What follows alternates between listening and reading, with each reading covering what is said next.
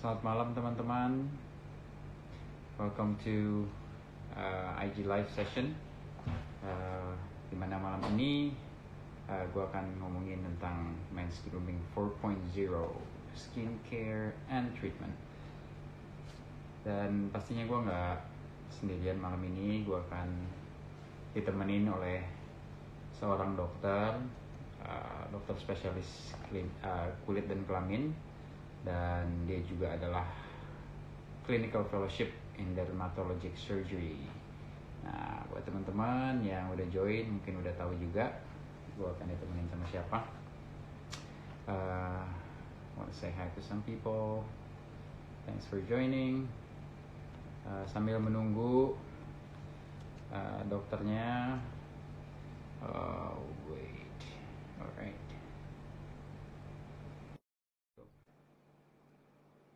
So, langsung aja, ini pembicara atau tamu gua malam ini udah bisa. Halo. Selamat malam. Malam Mas Rino. Sorry, mau adjust sedikit volumenya. Udah oke, Dokter Yuda, suara udah kedengaran? Oke, aman. Ya, tapi ini agak glare kali ya. All good? All good. Nice. All good. Well, senang banget saya bisa ditemenin sama Dokter Yuda. Dokter Yuda adalah seorang clinical fellowship in dermatologic surgery. Dia juga adalah seorang dokter spesialis kelamin dan kulit di salah satu rumah sakit swasta di Jakarta Selatan. Betul. Dan Bandung. Oke. So, Dok, kita hari ini topiknya atau kita akan ngomongin banyak tentang men's grooming nih, Dok. Terutama kita akan ngomongin tentang skincare dan juga treatment. Nah, sebenarnya kalau dari saya mungkin atau mungkin banyak teman-teman atau orang awam yang mungkin kurang ngerti nih, Dok, gitu, atau masih kurang punya informasi yang cukup mengenai men's treatment atau skincare, karena mungkin buat sebagian dari mereka atau bahkan mungkin saya dulu juga ngerasa kalau treatment buat cowok itu bukan suatu hal yang populer atau bukan suatu hal yang apa ya, Dok ya, bukan suatu hal yang pengen dilakukan gitu loh, karena mungkin mereka punya pemikiran bahwa kalau cowok itu nggak perlu treatment atau cowok itu nggak perlu skincare, atau bahkan mereka nggak perlu perawatan. Ada yang mungkin ngerasa kalau treatment ribet, capek, lama, ini itu segala macam. So kita akan banyak ngobrol tentang itu ya, Dok ya. Iya, intinya seperti itulah mungkin Mas Rino. Terus jadi kalau menurut dokter itu gimana sih, Dok, sebenarnya? Menurut dokter, treatment atau skincare buat cowok itu penting nggak? Nah, jadi terima kasih Mas Rino nih. Seru banget ya, akhirnya kita ketemu di sini. Jadi menurut sebelumnya kita kayak technical meeting gitu. Jadi menurut saya nih ya, apalagi di era modern kayak sekarang ya, di mana menjaga penampilan itu dirasakan menjadi sebuah hal yang perlu gitu ya. Mungkin nggak wajib-wajib amat, tapi perlu gitu. Kenapa perlu? Karena sebenarnya nih ya, saya bicara dari scientifically spoken, jadi sudah ada penelitian tahun 2019 di Jepang gitu ya, bahwa ternyata nih gitu, secara saintifik mereka bikin angket dan lain sebagainya, kalau orang gitu ya, atau pria gitu terlihat menarik gitu ya, secara fisik, itu memberikan keuntungan gitu. Jadi ada yang namanya handsome perks gitu. Gitu. Jadi jadi apa kalau orang mempunyai handsome privilege ya, atau terlihat menarik lah gitu bahasanya. Iya gitu. Jadi handsome perks, jadi keuntungan-keuntungan kalau orang ganteng nih ya, menurut penelitian tersebut, pertama have more sexual partners gitu. Jadi kalau orang ganteng di Jepang tersebut memiliki partner seksual lebih banyak gitu. Hal tersebut ya sudah pasti suka nggak suka itu menguntungkan kan, terutama bagi pria gitu. Nah kemudian yang kedua ini lebih absurd lagi, orang yang ganteng gitu di Jepang ketika diangket gitu di survei, mereka memiliki angka rata-rata penghasilan yang lebih tinggi daripada orang yang biasa aja gitu. Saya pernah Kan dengar kalau sih itu, Dok, sebenarnya. Saya iya pernah kan, baca jadi juga di artikel, di beberapa artikel. iya, karena kan mengapa merawat diri itu penting karena ada handsome perks begitu. Jadi yang pertama sexual partners, oke lah jelas ya lu ganteng, banyak orang mau sama lu, mungkin ujung-ujungnya have more sexual partners gitu. Tapi kalau earn and higher income itu menurut saya agak unik juga ya. Dan yang berikutnya itu ada favorable treatment gitu. Jadi orang secara sosial akan memperlakukan orang yang berpenampilan menarik lebih baik, suka nggak suka atau mungkin subconscious ya, sadar nggak sadar orang yang ganteng secara sosial akan diperlakukan lebih baik. Seperti misalnya sorry to say di penelitian itu dibilang kayak ada dua saudara gitu ya, siblings, yang satu mungkin lebih ganteng dari yang lainnya, yang berpenampilan lebih menarik, lebih disayang mungkin oleh orang tuanya gitu. Kemudian setelah itu scientific communication. Jadi kalau orang bicara di acara scientific, kayak misalnya seminar dan lain sebagainya, kalau orang pembicaranya ganteng atau berpenampilan menarik, dia peserta tuh akan lebih dapat engage dan menerima ilmu gitu dibanding dengan pembicara yang penampilannya biasa-biasa saja gitu. Kemudian juga personality judgment. Jadi orang misalnya baru kenal nih, orang baru kenal, kalau kita baru kenal sama orang yang ganteng atau misalnya orang yang cantik gitu ya, kita akan, oh nih kayaknya orangnya baik, nih orangnya decent nih, gitu. Bandingin sama orang yang misalnya penampilannya berantakan gitu kan, mungkin dokurumnya, jadi kita personality judgment-nya kurang baik begitu Mas Rino. Jadi kenapa hal tersebut penting saat ini untuk merawat diri, terutama bagi para pria, karena ya seperti itu, secara penelitian sudah dibilang ada handsome perks gitu, orang berpenampilan menarik pasti ada keuntungan-keuntungan yang tentunya membuat hidup mereka lebih mudah gitu. Bisa dibilang gini nggak sih, Dok? Jadi kalau gitu mungkin bisa dibilang orang yang punya handsome privilege atau yang kelihatan menarik ini tuh punya kepercayaan diri yang lebih kali ya, Dok, sehingga mereka apa namanya, mungkin di dalam pekerjaan, dalam tugas mereka, di dalam bersosialisasi sekalipun mereka lebih pede, jadinya mungkin bisa terasa bisa ngerjain tugasnya lebih baik, bisa menyelesaikan tugasnya lebih baik, punya teman lebih banyak. Intinya gitu nggak sih, Dok? Mungkin lebih iya, bisa juga. Jadi mereka mungkin bisa accomplish more dalam kehidupan mereka gitu, Dok. Jadi mungkin itu menarik sekali ya Mas Rino. Jadi mungkin dari faktor eksternal dan internal ya. Dan eksternal mungkin secara sosial dia dapat perlakuan lebih baik dan lain sebagainya. Dan secara internal dia sendiri memiliki confidence yang kata Mas Rino bilang, sehingga dia memiliki drive yang lebih untuk melakukan atau melakukan hal-hal lah ya, atau pekerjaan dan lain sebagainya dengan lebih baik begitu ya. Itu poin yang sangat menarik. Ya, saya juga berpikir, Dok, mungkin tadi kepikiran selintas gitu ya, maksudnya mungkin orang yang berpenampilan menarik, let's say kalau di sebuah perusahaan mungkin dia jadi lebih sering ditunjuk untuk membawakan presentasi, atau dia lebih sering ditunjuk untuk ketemu klien, ketemu bos-bos yang lebih penting mungkin ya, Dok, karena mungkin berpenampilan menarik, sehingga dengan begitu orang tersebut juga punya lebih banyak pengalaman dan relasi, network, ya, network juga, dan akhirnya bisa accomplish more gitu, Dok, karena punya pengalaman yang lebih gitu kali ya, Dok ya. Bisa juga seperti itu. Menarik ya ternyata. Jadi penampilan itu tidak hanya sekedar penampilan ya. Jadi cowok itu juga harus peduli lah ya, Dok, atau kalau belum peduli harus mulai pelan-pelan peduli. Pelan-pelan. Jadi nggak wajib tapi mungkin perlu ya Mas. Perlu dipikirin, Dok. Terus, Dok, kalau cara kita menilai cowok itu menarik atau enggak itu menurut dokter Yuda seperti apa gitu? Nah, ada ini mungkin atau apa, Dok? Iya, jadi Mas Rio, terima kasih. Jadi kalau menarik nih ya, kan kalau menarik tuh sebenarnya orang mikir abstrak tuh ya, menarik. Kan orang bilang kayak zaman dulu, ganteng tuh relatif gitu ya, ganteng tuh relatif, cantik itu relatif. Tapi sebenarnya di zaman sekarang gitu, dengan seiring kemajuan apa namanya ilmu pengetahuan, orang-orang tuh sudah mulai let's say apa ya, bukan mengontak-ngotakan kemenarikan wajah ya, tapi terdapat tendensi bahwa wajah-wajah yang menarik di apa namanya di daerah-daerah tertentu itu ada kesamaan gitu, no matter what the race gitu ya, no matter which part of the world they live in gitu, tapi ada beberapa kesamaan yang orang anggap menarik gitu. Jadi secara saintifik juga kemenarikan seseorang itu dibagi menjadi dua. Pertama shape atau bentuk wajah gitu. Yang kedua reflectance. Reflectance itu kesehatan kulit gitu, kemulusan kulit dan lain sebagainya yang bisa membuat wajah terlihat bersinar gitu. Jadi biasanya kita kalau menilai orang itu menarik atau tidak, kita lihat subconscious mungkin ya, dalam bawah sadar kita lihat, wah bentuk wajah menarik atau wah kulitnya mulus nih gitu. Itu yang berkontribusi gitu.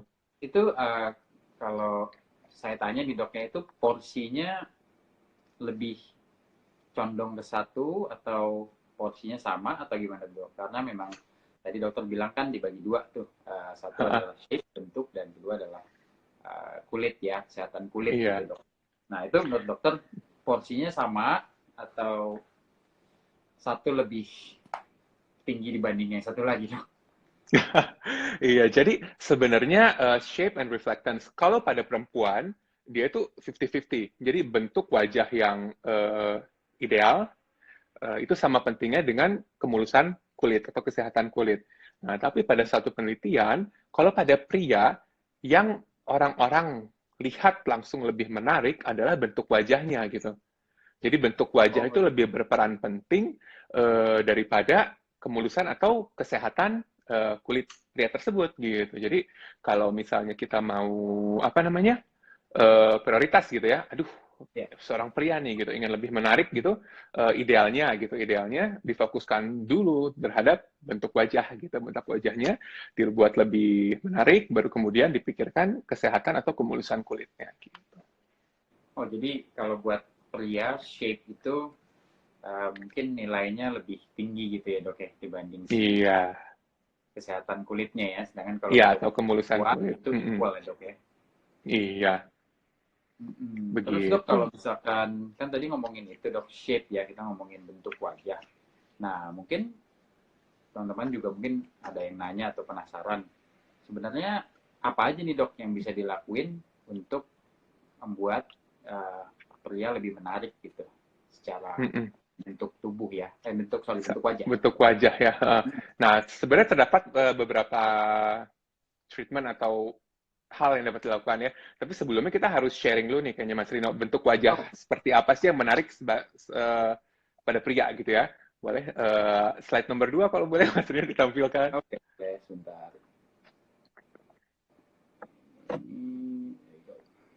Nah, oke. Nah, sekarang kita punya satu foto pria yang sangat menarik sekali. Nah, wow, itu mirip saya ya, Dok nih. Iya, mirip 11-12 Mas menarik.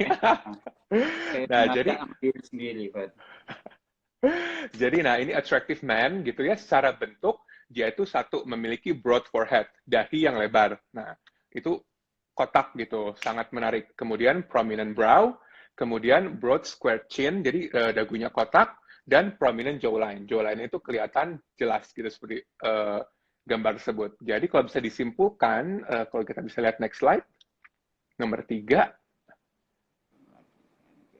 Iya, jadi square shape. Nah, gitu. Jadi wajah Mas Rino ini sangat beruntung sekali ya dikaruniai oleh yang di atas dapat genetic lottery gitu. Jadi wajahnya itu sudah kotak gitu dari sananya dengan fitur-fitur dahi, alis, kemudian dagu dan juga rahang yang mendukung gitu. Jadi ini adalah sebuah shape yang menarik gitu bagi pria, square shape begitu Mas Rino. Kalau saya potong dikit boleh ya dok? Penasaran aja kalau ngomongin square shape. Mungkin dokter tahu atau bisa share apa ya dok? Mungkin etnis tertentu atau orang-orang dari negara-negara mana yang mungkin lebih punya square shape in general gitu dok? Apakah mungkin orang Asia atau ternyata enggak yang banyak square shape nih orang Caucasian gitu, orang bule atau orang I don't know, specifically mungkin bisa cerita mungkin dok? Jadi sebenarnya back to kembali ke ras ya. Jadi sebenarnya dari tiap etnisitas, tiap etnis semua pasti laki-laki memiliki square shape gitu. Jadi kalau kita lihat ras Kaukasia gitu ya, kalau nanti ada kesempatan kita lihat muka Brad Pitt itu kotak banget gitu. Kemudian ras Afrika gitu ya, kayak misalnya muka Idris Elba begitu-begitu ya, artis-artis itu kan yang ras Afrika mukanya juga kotak. Kalau Asia juga kotak terutama. Jadi tapi intinya kalau Asia itu agak unik. Kenapa agak unik? Karena walaupun dia memiliki bentuk wajah yang kotak, tapi somehow kayak sekarang kan di Asia lagi tren-tren Korea gini. Jadi untuk wajah pria terlihat menarik, nah di Asia itu lebih luas. Nggak serta-merta orang yang atau pria dengan wajah kotak yang menarik, tapi karena mungkin kultur Asia juga ya, wajah yang sedikit terlihat feminin pun masih kelihatan menarik gitu. Karena mungkin tren Korea juga. Karena mungkin kalau Mas Rino nih, saya narsis sedikit ya, kan muka saya nih, kalau dilihat ya, saya kan nggak sekotak Mas Rino nih, gitu ya. Dahinya nggak sebar Mas Rino gitu. Kemudian dagunya nggak sekotak Mas Rino gitu ya. Tapi walaupun saya nggak seganteng Mas Rino, tapi saya bisa dibilang ya lumayan ganteng kan Mas ya gitu. Walaupun tidak terlalu kotak-kotak gitu. Ini dokter gitu, Yuda rendah apa gimana nih ceritanya? Ya gitu Mas. Jadi ada keuntungannya juga ya dok. Jadi kalau tadi dokter cerita bahwa tinggal di Asia ini nggak cuma square shape aja, cuman mungkin yang lebih ada shape-shape yang lain tuh masih di-consider menarik gitu ya. Betul, iya. Oke, oh gitu dok. Waduh, jadi kita udah bener sih dok, tinggal di Asia aja ya dok, nggak usah negara-negara. Iya benar. Nah, hal tersebut sangat penting nih Mas Rino, karena kita harus bedakan juga apa yang menarik pada wanita. Gitu. Sekarang kita bandingin ya. Kalau kita bandingin lagi slide nomor 4 berarti Mas Rino ya.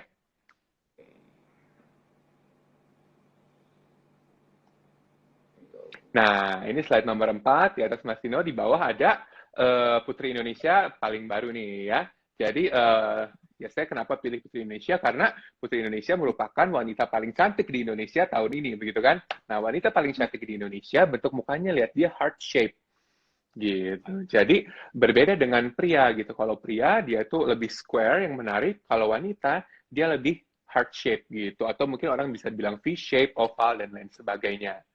Gitu. Tapi berbeda juga dengan kita, kalau kita di Asia lebih luas gitu ya, kriteria gantengnya dari yang kotak seperti Mas Rino gitu, ataupun yang lebih oval seperti saya gitu. Tapi kalau perempuan kebalikannya, kalau di daerah negara barat, nah perempuan lebih luas, perempuan dengan wajah-wajah kotak pun sangat terlihat menarik, seperti misalnya Angelina Jolie, kalau kita lihat rahangnya kotak sekali gitu ya, dan model-model gitu. Tapi kalau di Asia, pengalaman saya, wanita-wanita yang ingin merubah atau mengenhance bentuk wajahnya, mereka kurang mau terlihat kotak gitu. Mereka maunya V-shape banget gitu.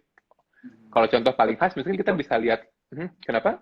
Gimana soal dok? Terusin dulu dok. Iya, jadi contoh paling khas kita bisa lihat Agnes Monica gitu ya. Agnes Monica kan cantik banget tuh, V-shape dan lain sebagainya gitu. Pas dia sudah go international gitu, dia ke Amerika gitu ya, terlihat wajahnya lebih firm, lebih kotak gitu, dan terlihat sangat menarik juga gitu. Jadi harapan saya sih ke depannya dengan adanya cross culture, orang-orang travel everywhere gitu ya, kriteria cantik dan ganteng ini tidak begitu narrow gitu. Jadi sehingga orang-orang bisa lebih banyak yang orang lihat terlihat lebih cantik ataupun ganteng gitu sih. Setuju sih dok, setuju dok.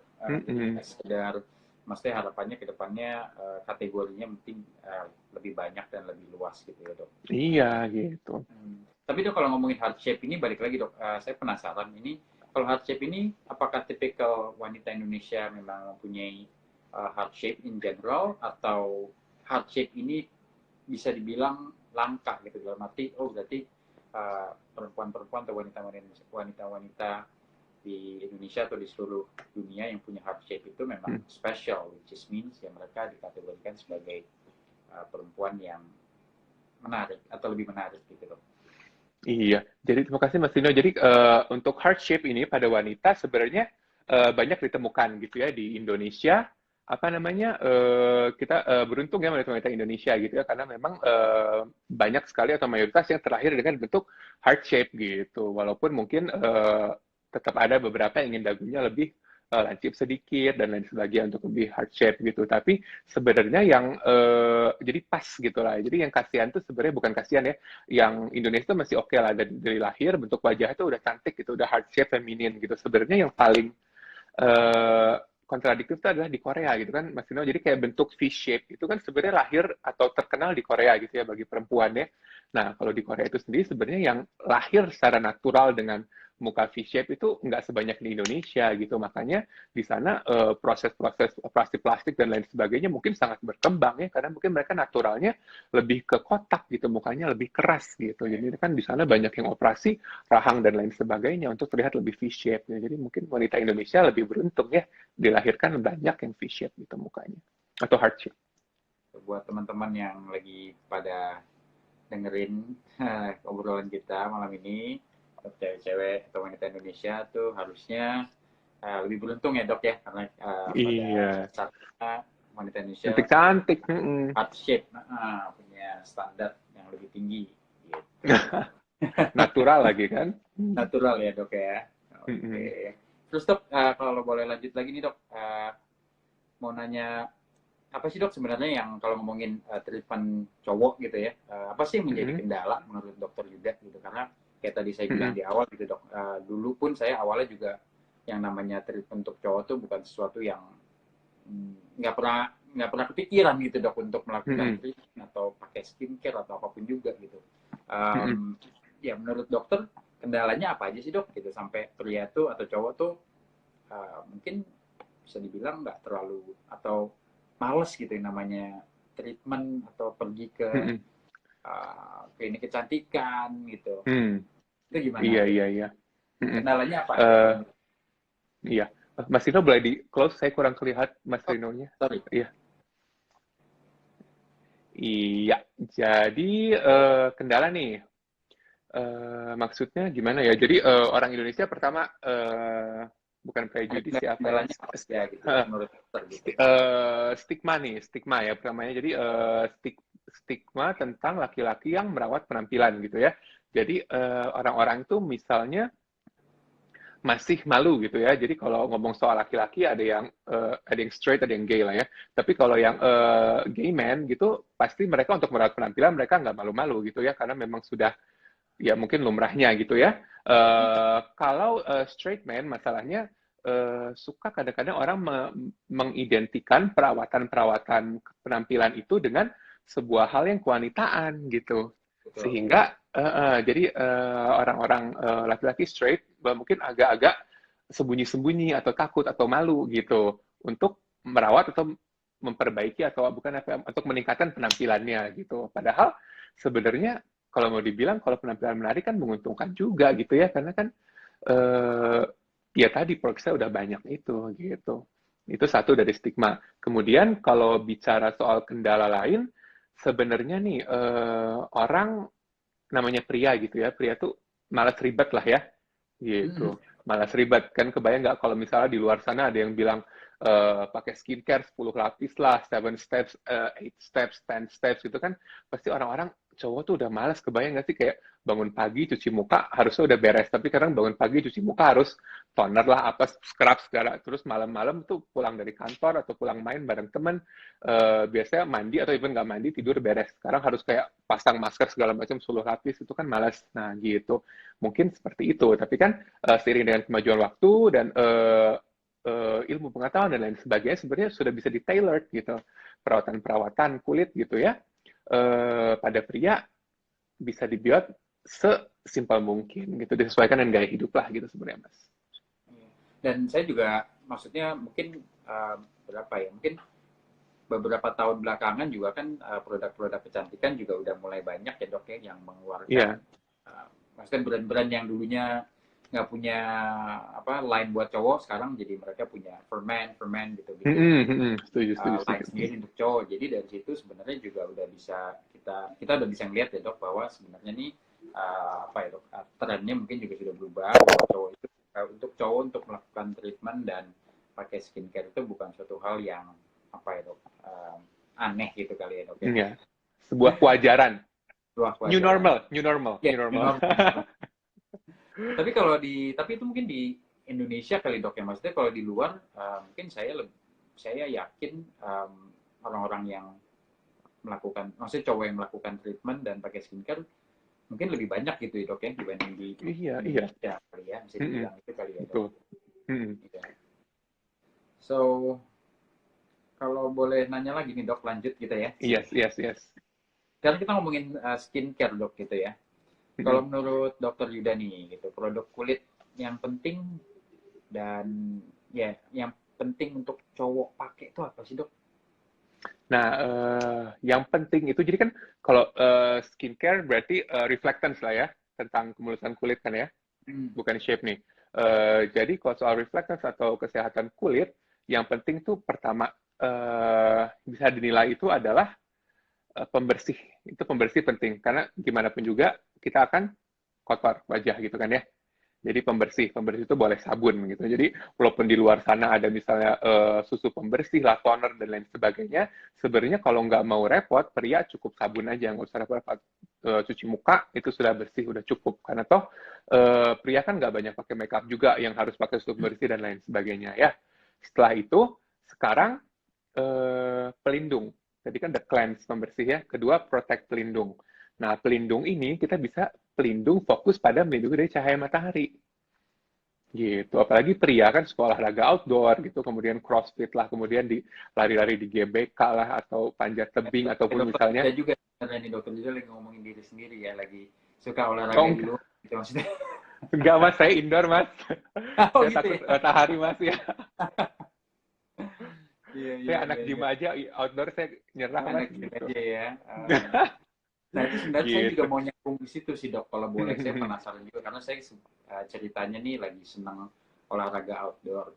Nah Iya. kalau menurut dokter itu sebenarnya sinar matahari itu bagus apa enggak, atau punya efek yang sebenarnya bagus atau malah kurang bagus nih dok? Karena dokter tadi bilang mesti pakai pelindung kan selain pembersih, which is harus diprotek kulitnya gitu. Nah itu ada pendapat apa gitu dok?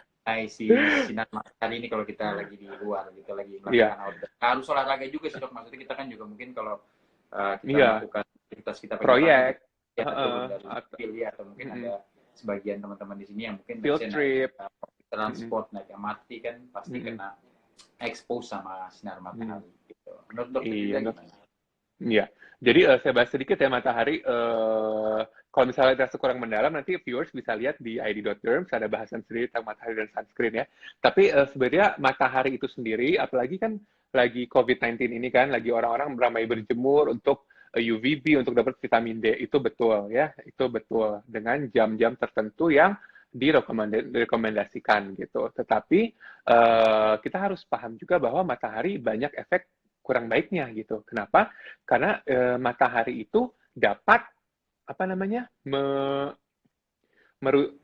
merusak sel kulit lah gitu istilahnya ya. Sel kulit yang rusak secara terus-menerus gitu akibat sinar matahari, dia dapat mengakibatkan penuaan dini, Mas Rino. Gitu. Penuaan dini bisa ada gangguan pigmentasi gitu atau gangguan pada wajah warna pada wajah dia kurang seragam lah gitu kan, misalnya dia ada flek di sana sini gitu ya, ataupun ada kerut-kerutan. Tapi mungkin pada laki-laki itu nggak masalah gitu ya sebenarnya ya, ada kerut ada flek ya oke lah gitu ya. Tapi masalahnya juga terus menerus terpapar matahari bisa meningkatkan risiko kanker kulit gitu mas. Kalau udah kanker kulit tuh repot, kanker kulit tuh nanti kita harus dioperasi lah, nanti dioperasi ada bekasnya besar lah gitu, itu yang membahayakan.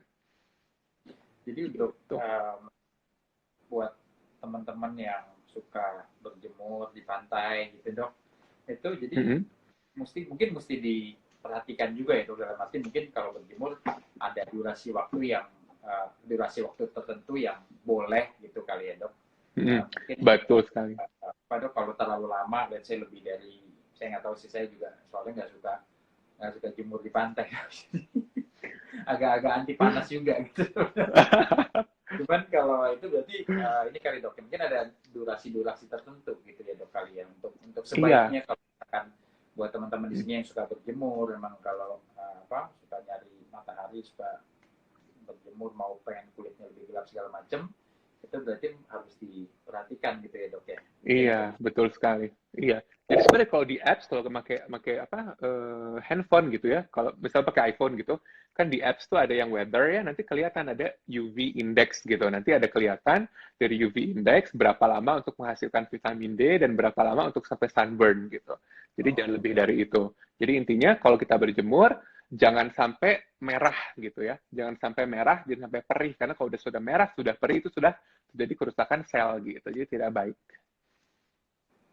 Itu kalau ngomongin sunscreen sedikit dok, itu yang bagus itu yang direkomend itu yang punya kadar apa dok? Ada yang SPF 15, 20, 35, 50. Itu yang direkomend menurut dok. Ada yang cukup gitu. Oh ini pakai yang 30 cukup kok gitu, atau oh harus 50 karena begini-begini. Jadi kandungan gitu mas ya. Pertama itu paling ideal ada kandungan, ada tulisan broad spectrum gitu ya kalau di sunscreen gitu ya.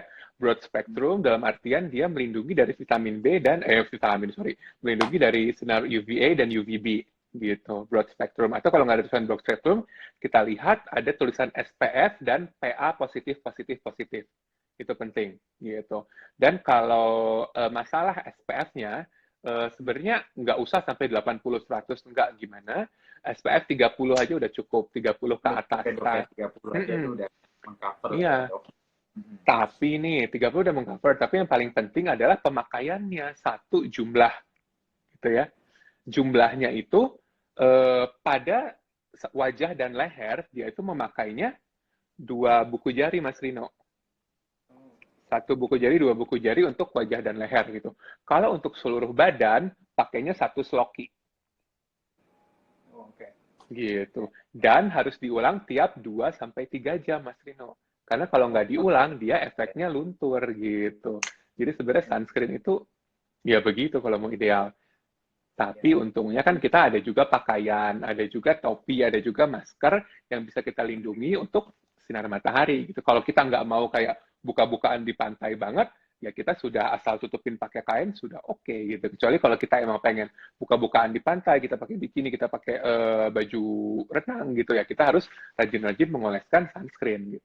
Terutama wajah sih. Ininya mesti dipakai ini ya dok, yang mesti dipakai sering-sering ya. Iya, diulang, reapply. Ternyata kalau dipakai diulang, di reapply itu malah sebenarnya bagus ya. Karena kadang kalau buat saya jujur gitu dok, mungkin pakai sedikit karena itu kan lotionnya lengket ya dok ya. Jadi kadang iya, lengket. Jadi jadi mungkin saya ngerasanya sekali pakainya udah cukup, padahal sebenarnya untuk dipakai berulang-ulang kali. Iya, reapply penting sekali. Betul sekali. Dok, ini ada yang nanya, boleh mungkin dokter bisa jawab. Bentar. Apa tuh? Nah, itu dok. Ada yang nanya dari dokter Diki. Dok, misal pakai sabun muka yang all in sekalian sama sampo dan sabun badan itu bagus nggak sih? Iya, jadi sebenarnya makasih dokter Diki. Jadi sebenarnya ya bagus-bagus aja sih karena itu kan pertama keuntungannya dia simple. Pria pasti suka hal yang simple kan. Jadi udah satu produk, ada sabun muka, sampo dan sabun badan. Tapi pada kasus-kasus tertentu nggak semua pria kulitnya normal gitu. Ada pria dengan kulit-kulit kering dan lain sebagainya gitu. Jadi biasanya kalau bahan pembersih untuk rambut dia kandungan surfaktan tuh apa ya, deterjen yang bikin busanya tuh lebih banyak daripada sabun badan maupun sabun wajah gitu. Jadi pada kulit pria-pria dengan kulit yang kering atau sensitif baiknya nggak pakai 3-in-1 gitu. Jadi sabun-sabun 3-in-1 tersebut bagus karena simple. Tetapi kita harus perhatikan juga kalau wajahnya kering kita harus pakai sabun muka yang gentle atau mengandung moisturizer gitu. Kemudian kalau kulit badan yang gampang alergi, sensitif gitu ya, punya eksim, yang nggak boleh pakai itu, harus pakai sabun yang tidak berbusa gitu. Gitu sih Mas Rino. Jadi sebenarnya bagus, tapi tergantung individunya. Tergantung kandungannya lah itu, tergantung kebutuhannya seperti apa. Kalau memang iya, begitu. Produk terlindungannya ini memungkinkan dengan tipe kulit wajah kita, lebih baik karena lebih simpel. Gitu, dan bawa satu kemana-mana kan. Yang terpisah gitu. Wah, Good question tadi dari Dr. Diki. Thank you udah nanya. Buat teman-teman yang lain juga, kalau mau nanya, ini ada question kolom untuk nanya. Silakan ditanya aja. Mumpung ada Dr. Yuda di sini yang bisa jawab semua pertanyaan berhubungan dengan kulit, terutama untuk kulit para pria. Tadi saya belum beres, saya Mas Inas baru ingat, kan tadi baru protect tuh kan. Pertama, cleanse, pembersih. Kedua, protect nih, UV, sunscreen. Ketiga tuh enhance, gitu. Jadi, produk-produk apa yang bisa mengenhance atau memperbaiki lah ya, kesehatan atau kemulusan kulit, gitu. Jadi, kalau masalah pada kulit, itu intinya secara simpel nih ya, bisa dibagi dari tekstur dan warna, gitu. Jadi tekstur kulit itu misalnya teksturnya tuh kayak banyak keriput-keriput kecil gitu ya, atau teksturnya itu kurang mulus gitu ya. Sedangkan kalau warna itu ya ada freckles atau ada hitam karena keseringan papanasan dan lain sebagainya gitu. Jadi kalau pada pria sebenarnya nggak usah ribet-ribet lah 10 langkah atau 12-15 langkah gitu. Yang penting kita punya produk yang mengandung bahan aktif gitu, bahan aktif yang dapat memperbaiki tekstur wajah gitu. Nah, bahan aktif yang paling baik ini kalau bagi pria yang males untuk cari-cari banyak produk, yang penting mengandung retinol gitu. Produk-produk di luar sana ada yang banyak mengandung retinol atau tretinoin atau asam retinoat, itu merupakan apa ya, istilahnya kayak holy grail gitu ya. Kayak yang paling penting untuk masalah tekstur gitu. Ada fungsi anti-agingnya juga gitu. Kemudian untuk brightening nanti ada juga produk-produk yang mengandung misalnya arbutin gitu ya, atau misalnya kalau ke dokter gitu bisa diresepkan hidrokinon dan lain sebagainya gitu untuk memperbaiki pigmentasi pada wajah gitu. Jadi bukan serta-merta pria memakai brightening agent itu untuk kelihatan putih, enggak, tapi untuk lebih ke meratakan warna kulit gitu. Jadi biar nggak belontang-belonteng gitu. Jadi warna kulitnya boleh gelap gitu ya, seksi gitu, coklat tapi rata gitu. Baik, Dok. Wow, itu jadi itu juga yang untuk mengenhance kulit ya, Dok, ya, yang mengandung apa tadi, Dok? Retinol ya, untuk meratakan warna. Iya. Terus, Dok, kalau sekarang kita ngomongin prosedur estetika nih, Dok, nih. Kalau buat cowok tuh prosedur estetika apa aja sih, Dok, yang bisa dilakukan gitu untuk kulit supaya terlihat lebih mulus gitu, Dok? Jadi prosedur estetika ada dua lah ya. Prosedur estetika itu ada yang untuk memperbaiki shape tadi, Mas Rino. Ada yang untuk reflectance, yang membuat kulit lebih mulus gitu. Kalau yang shape itu bisa kita lakukan surgery gitu ya, operasi plastik. Itu langsung merubah shape, kayak misalnya implan dagu bikin kotak gitu, implan hidung tak gitu, kemudian implan pipi dan lain sebagainya bikin wajah langsung wow gitu bentuknya kotak gitu. Tapi kan biasanya pria-pria itu nggak semua mau operasi gitu ya, gitu. Tapi ada juga yang non operasi gitu sebenarnya, seperti injeksi filler gitu. Kita bisa membentuk wajah menjadi lebih menarik sesuai kriteria tadi gitu. Kayak misalnya saya nih Mas Rino, saya wajah yang asli cuman mata Mas gitu, yang lain udah dirubah gitu. Jadi iya, jadi kayak misalnya ini pelipis saya filler sehingga dia kesannya forehead-nya bisa lebih lebar gitu. Kemudian pipi saya ini saya filler juga, jadi mukanya terlihat lebih kotak gitu. Kemudian dagu ini saya filler juga sehingga lebih kotak. Asalnya saya bulat begini, ini udah lumayan maskulin, saya bikin lebih kotak. Dan juga ini jawline, ini saya filler juga sehingga wajah saya lebih kotak gitu. Dan juga ya kalau alis ini saya sulam lah gitu. Jadi memang ada, kalau misal orang nggak mau terlihat operasi, kelihatan banget berubah gitu ya, atau orang males downtime-nya, luka dan lain sebagainya, bisa dilakukan filler gitu. Tapi harus sangat penting gitu, misalnya melakukan filler ini atau perubahan bentuk wajah harus sangat hati-hati Mas Rino gitu. Kenapa hati-hati? Karena sebenarnya idealnya tuh kalau orang melakukan prosedur kosmetik ya, dia itu harus yang apa namanya, semua orang tuh ngelihat, wah orang ini gantengan nih, kenapa gitu. Tapi orang tuh nggak boleh tahu, wah dagu lu baru di filler ya gitu. Orang tuh nggak boleh tahu gitu idealnya, apalagi pria kan, dengan masih banyak stigma di Indonesia ini gitu. Jadi sebisa mungkin kalau pria ingin merubah bentuk wajah menjadi lebih yang wah gitu ya, harus cari expertnya lah yang mengerti wajah pria gitu sehingga bisa senatural mungkin dan tidak feminisasi gitu. Jadi bikin wajah pria itu acuannya harus lebih kotak, jangan dibikin heart shape gitu ya. Ya mungkin pada beberapa pria ada yang ingin mukanya runcing-runcing gitu mereka lihat menarik, tapi ya mayoritas masih lebih suka di Indonesia yang lebih agak kotak gitu. Nah ini hal ini ada slide yang udah saya siapkan Mas, itu slide nomor 5 ya. Jadi biar viewers bisa kebayang nih.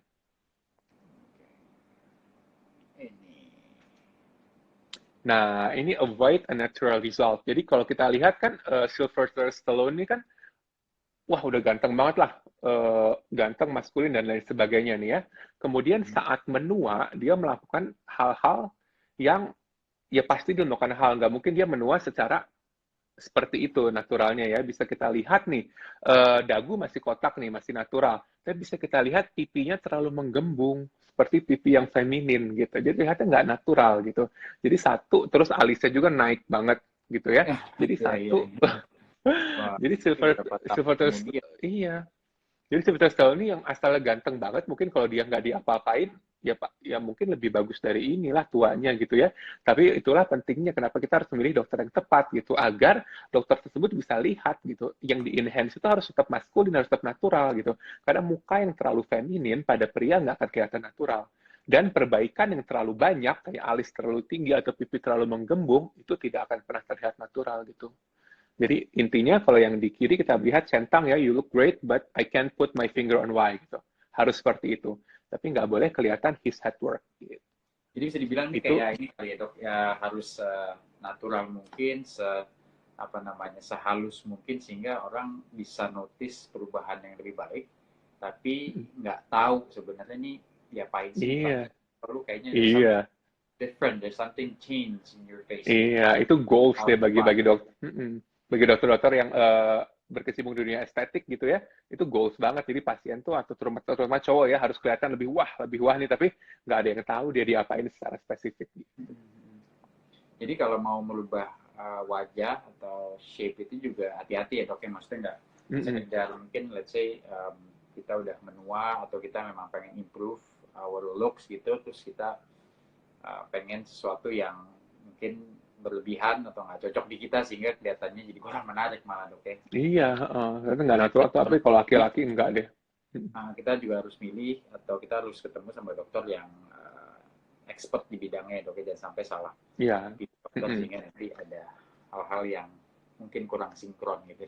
Iya, kurang sinkron deh, kayak aduh seperti Stallone tuh kayak udah wah banget kan dulu, kalau sekarang lihatnya kayak aduh sedih gitu. Gitu Mas Rino. Tadi kan soal prosedur untuk shape ya. Jadi shape itu selain filler yang paling bisa lah merubah shape gitu ya. Tapi ada botox dan lain sebagainya gitu. Tadi mungkin soal botox pada pria nanti ada sesi sendiri ya. Bisa lebih dalam dikupas lah oleh ID Derms gitu minggu depan. Nah tadi kan udah nih Mas yang soal yang shape ya. Sekarang prosedur-prosedur apa sih yang bisa dilakukan untuk mengenhance reflectance gitu, atau kesehatan atau kemulusan kulit tadi gitu Mas. Nah, jadi prosedur-prosedur yang dilakukan tuh banyak sebenarnya untuk pria ya, mulai dari peeling. Jadi peeling itu kayak pengelupasan gitu ya, pengelupasan kimiawi, jadi kulitnya dikelupaskan sehingga sel kulit mati mengelupas dan meninggalkan sel kulit hidup yang lebih bersinar gitu. Kemudian ada microneedling, kemudian ada juga laser, kan laser banyak banget nih ya, jadi laser yang ada downtime-nya yang bikin luka, sampai laser yang nggak ada downtime gitu sih. Jadi banyak sih sebenarnya, ataupun kita bisa microbotox gitu ya dan lain sebagainya. Banyak sih. Jadi treatment untuk cowok ini sebenarnya banyak banget dok ya, macam-macam dan variasinya, dan mungkin juga banyak apa ya dok, tingkatannya gitu, dari yang less painful sampai yang mungkin uber painful. Super painful. Karena saya juga jujur pernah treatment beberapa kali dan itu ternyata rasanya luar biasa ya. Lumayan sakit dan ya gitulah dok. Jadi saya tahu rasanya treatment itu beauty is pain gitu ya dok ya. handsome is pain. Oh, handsome is pain. Jadi ya terus dok, kalau mencari dokter yang ahli di bidang untuk merubah atau memperbaiki bentuk wajah atau penampilan gitu ya. Penampilan gitu tuh repot nggak sih dok? Maksudnya susah nggak sih? Atau is it now sekarang tuh udah banyak banget dokter-dokter kecantikan yang ada di Indonesia terutama ya dok, yang udah sekolah, yang ilmunya juga updated. Jadi untuk melakukan di Indonesia itu mungkin bukan suatu hal yang susah lagi gitu. Kalau dulu mungkin orang ya mungkin ada bingung, yang tak percaya atau bingung, atau mungkin belum cukup punya informasi bahwa di Indonesia ini udah banyak dokter-dokter kecantikan yang juga udah updated gitu secara ilmu gitu dok. Itu gimana dok? Sekarang nyari dokternya seharusnya nggak susah lah ya dok? Iya, jadi sebenarnya kalau soal aesthetic medicine atau kedokteran estetika ini, viewers atau pasien sebenarnya gampang sih nyarinya ya. Karena kan ini tuh kompetensi, salah satu adalah kompetensi dokter spesialis kulit dan kelamin gitu ya. Nah, jadi sebenarnya asal orang-orang viewers atau pemirsa gitu ya, atau pasien nyari dokter yang ada gelar SPKK atau SPDV gitu, itu sudah pasti bisa melakukan perawatan ataupun tindakan-tindakan yang berkaitan dengan estetika wajah gitu. Nah, jadi cara nyari SPKK nih atau spesialis kulit dan kelamin mungkin bingung. Kalau misalnya berada di daerah-daerah yang nggak banyak gitu, sebenarnya kita bisa kunjungi laman atau website perdoski.id gitu ya, www.perdoski.id. Nanti di sana itu kayak ada box untuk cari find your derms gitu. Jadi kan karena takut juga kan, karena orang-orang di luar sana misalnya kayak buka praktek atau apa, ternyata dokter bukan sih, percaya apa enggak gitu ya. Nah, sekarang Perdoski atau Perhimpunan Dokter Spesialis Kulit dan Kelamin Indonesia sudah punya website-nya yang bisa kita mencari dokter spesialis kulit dan kelamin gitu di mana gitu. Oh, jadi sekarang udah ada bisa ngecek langsung di perdoski.id ya dok? Iya, begitu. Untuk mencari dokter yang sesuai dengan kebutuhan para pria masa kini dok. Para pria masa kini Mas Rida. Iya. Dokternya ada beberapa pertanyaan, apakah dokter mau menjawab beberapa pertanyaan atau gimana dok? Mau dong Mas. Ini ada beberapa pertanyaan, mungkin aku pilihin aja dok ya. Yang pertama, iya. ini kali ini, sorry ini dok. Udah. Dok, gimana mengatasi flek-flek hitam pada kulit pria karena suka terpapar sinar matahari? Dari Laban. Jadi flek-flek pada kulit pria. Nah, pertama balik lagi, cleanse, protect, dan enhance gitu. Sabun pasti penting, kita bersihin wajah, protect karena flek waktu kita keluar rumah, kemudian sinar matahari, tentunya kita harus melakukan pencegahan menggunakan sunscreen yang tadi jumlahnya sudah dan diulang gitu ya. Dan untuk enhance-nya kita dapat menggunakan produk-produk yang sebenarnya banyak banget produk di luar sana ya. Jadi banyak banget produk di luar sana, tapi kalau mau simple untuk pria, satu yang ada retinol atau tretinoin gitu ya, untuk memperbaiki tekstur dan brightening. Kemudian ada lightening agent-nya gitu, seperti kandungan ya arbutin, licorice, dan lain sebagainya lah gitu. Jadi di luar sana banyak yang bisa dibeli bebas gitu ya, bahan-bahan tersebut yang ada kandungan-kandungan brightening agents-nya itu. Tapi kan sebenarnya pria tuh males gitu ya. Mungkin kalau perempuan itu kayak, aduh ngulik nih kita beli skincare ini, skincare itu coba review gitu ya. Tapi kalau pria males gitu ya, apalagi tumpuk-tumpuk banyak agent, sebenarnya bukan promo nih ya Mas Inoya, tapi sebenarnya cara paling simpel adalah bisa ke dokter SPKK gitu. Nanti dilihat kebutuhannya apa. Nah, bedanya obat-obat dari kalau orang harus ke dokter SPKK dan beli bebas ya, kalau orang ke dokter SPKK nanti biasanya obatnya akan diracik gitu. Diracik sesuai kebutuhan pria tersebut gitu. Jadi tailored. Jadi pria tuh nggak hanya suits aja, nggak cuma jas aja yang dijahit khusus tailor made gitu ya, tetapi krim-krim juga bisa tailor made gitu. Keuntungan dari krim dokter spesialis gitu, satu, kenapa dia harus pakai resep? Karena dia efikasi atau efektivitasnya lebih tinggi gitu. Jadi sudah pasti hasilnya lebih bagus daripada yang di luaran. Dan kedua, karena dia diracik, beberapa bahan tersebut bisa digabungkan ke dalam satu pot krim yang sudah beres gitu. Jadi nggak usah lapis 1, lapis 2, lapis 3, enggak. Karena sudah diracik oleh dokter, udah dalam satu pot yang praktis banget. Bawa satu kemana-mana, lu udah bisa pakai produk perawatan gitu. Nggak usah bawa banyak dan timpa-timpa gitu sih keuntungannya. Nah itu sih dok, salah satu keuntungan untuk ketemu dokter spesialis dok, karena mungkin dokter spesialis udah benar-benar ngerti apa yang kita butuhin. Jadi kayak tadi dokter bilang, nggak perlu pakai double-double, skincare-nya cukup pakai satu. Jadi it goes for everything, itu segala sesuatu yang kita butuhin atau apa yang kita pengen saat itu gitu. Nah ini ada pertanyaan lagi nih dok. Dokter masih punya waktu untuk menjawab? Punya sampai 855, 857 kali ya, biar nggak putus tengah jalan kita. Ini dok, aku cari yang dari ini dok, Dr. Stanley nih. Bro, Dr. Stanley, thank you dok for tuning in.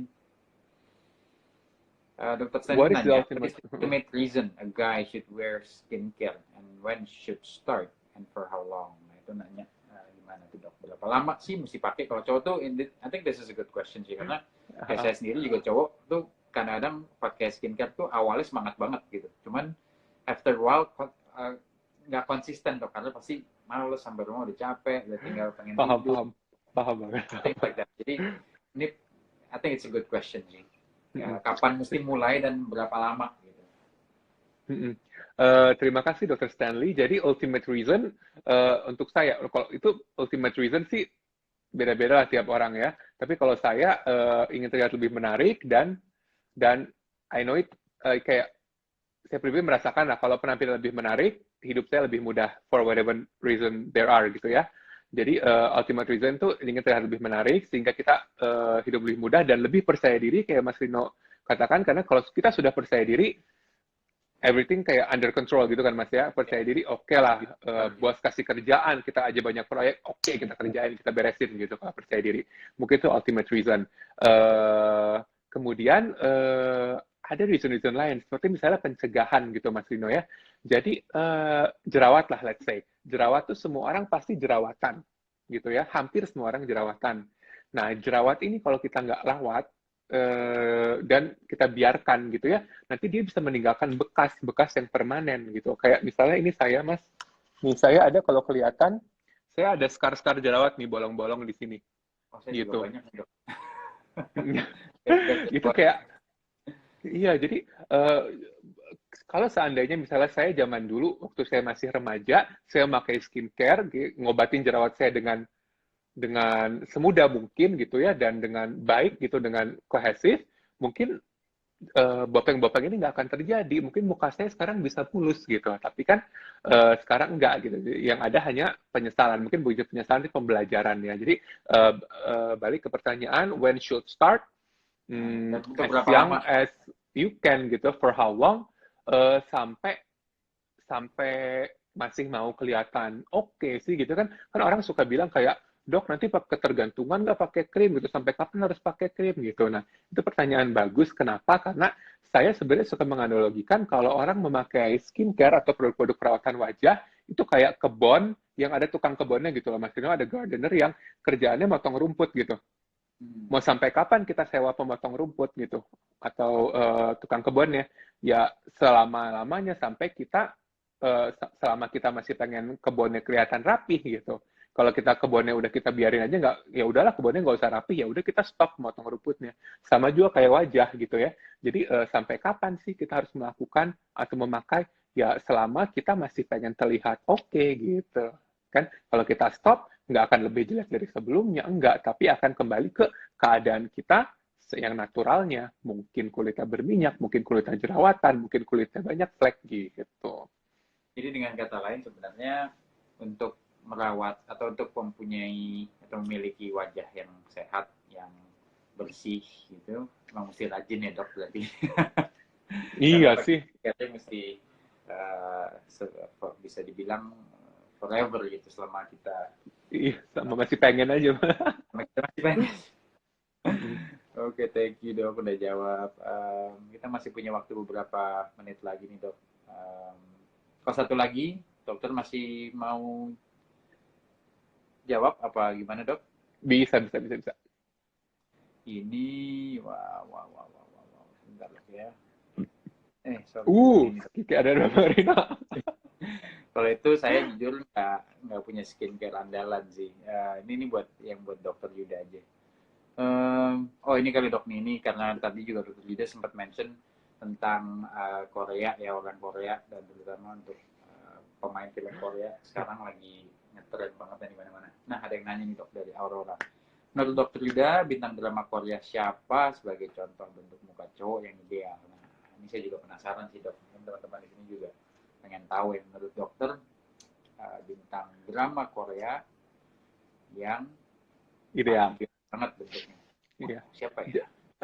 Jadi sebenarnya kan kalau sekarang mungkin lagi tren Hyunbin di Crash Landing on You ya, dengan muka kotak yang maskulin gitu ya, itu ideal maskulinitasnya, atau mungkin Soji Sop gitu di Oh My Venus, dia sangat maskulin gitu kelihatannya. Tapi kalau tanya saya pribadi, Dokter Yuda sukanya Kim Soo Hyun gitu. Kim Soo Hyun itu yang main My Love from the Star, Do Min Jun gitu, Do Min Jun Si gitu. Jadi memang wajahnya nggak gitu kotak, nggak gitu maskulin, tapi dia ada sedikit aspek femininnya gitu, yang terlihat muda gitu. Kalau Dokter Yuda sih sukanya itu begitu. I see. Wah, jadi tadi siapa Dok namanya si Kim Soo Hyun. Kim Soo Hyun, oke. Saya kebetulan nggak terlalu nonton. Jangan Mas, nanti nagih. Tahu. Nanti nggak produktif. Nggak pernah ring a bell, cuman mungkin kalau lihat mukanya tahu. But anyway, kita masih punya 4 menit lagi. Yubin, Captain Lee, Sojip, aja lah segala macam. Oke, ini juga sepertinya banyak teman-teman yang udah join di live kita nih Dok. Baik teman-teman yang juga say hi segala macam. So thank you udah pada mau ngobrol-ngobrol sama Dokter Yuda pastinya. One last question kalau gitu Dok. Ada yang nanya lagi nih Dok. Ini aku tampilin boleh Dok ya? Boleh. Ini juga menarik sih menurut saya Dok. Produk skincare itu setiap jenjang usia berbeda atau bisa dipakai seumur hidup. Ayo Dok, kita punya less than 3 minutes to go. Yeah. 2 minutes. Oke.